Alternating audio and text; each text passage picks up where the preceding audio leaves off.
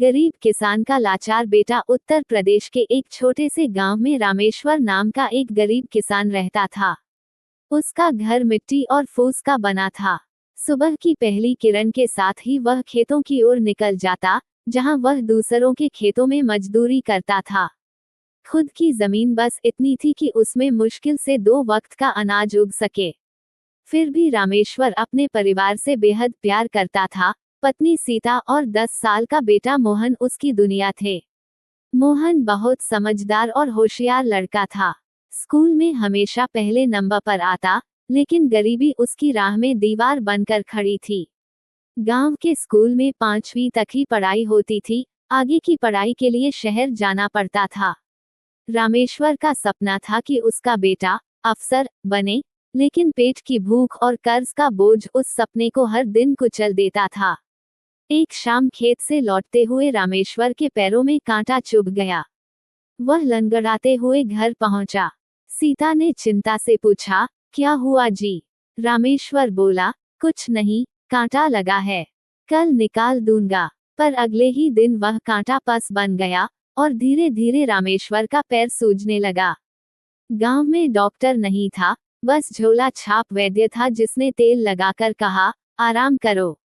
लेकिन किस्मत को कुछ और ही मंजूर था। कुछ हफ्तों में रामेश्वर का पैर इतना खराब हो गया कि वह काम पर नहीं जा सका। अब घर की हालत और बिगड़ने लगी। जो थोड़ी बहुत बचत थी, वह भी दवाइयों में खत्म हो गई। खेत सूखने लगे, चूल्हा ठंडा पड़ने लगा और मोहन की आंखों में स्कूल का सपना धीरे धीरे बुझने लगा। एक दिन मोहन अपनी माँ से बोला, अम्मा, मैं अब स्कूल नहीं जाऊंगा, बापू की मदद करूंगा। सीता की आंखें भर आईं। उसने बेटे के सिर पर हाथ रखकर कहा, बेटा, तेरे बापू का सपना है कि तू पढ़ लिख कर बड़ा आदमी बने। तू मत छोड़ पढ़ाई। पर मोहन जानता था कि हालात किताबों से नहीं, मेहनत से बदलते हैं।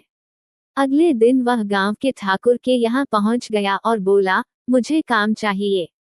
ठाकुर ने उसे देखा, फिर हंसकर कहा, अरे तू तो बच्चा है, जा, घर जा। मोहन बोला, मैं बच्चा हूँ ठाकुर साहब, पर भूख बड़ी है।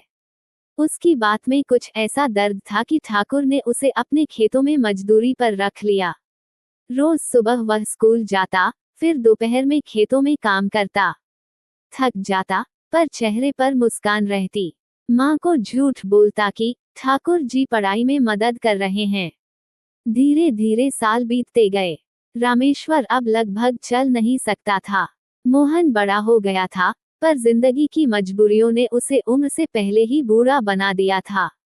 वह दिन रात मेहनत करता, ताकि बापू की दवा और घर का खर्च चल सके। एक दिन शहर से आए एक अध्यापक ने गांव के स्कूल में बच्चों का टेस्ट लिया। मोहन ने सबको पीछे छोड़ दिया। अध्यापक ने पूछा, तू कहाँ तक पढ़ना चाहता है? मोहन ने झिझकते हुए कहा, साहब, पढ़ना तो बहुत चाहता हूँ, पर अब घर की हालत नहीं है। अध्यापक ने उसके पिता से बात की और कहा, आपका बेटा बहुत तेज है। अगर आप इजाजत दें, तो मैं इसे अपने साथ शहर ले जाऊंगा। इसकी पढ़ाई और रहने का पूरा खर्च मैं उठाऊंगा। रामेश्वर की आंखों में आंसू आ गए। उसने कांपते हुए हाथ से बेटे का सिर सहलाया और कहा, जा बेटा, तू अब मेरी लाचारी नहीं, मेरा गर्व बनेगा। मोहन ने पिता के पैर छुए और वादा किया, बापू, एक दिन मैं आपको गर्व से सिर उठाने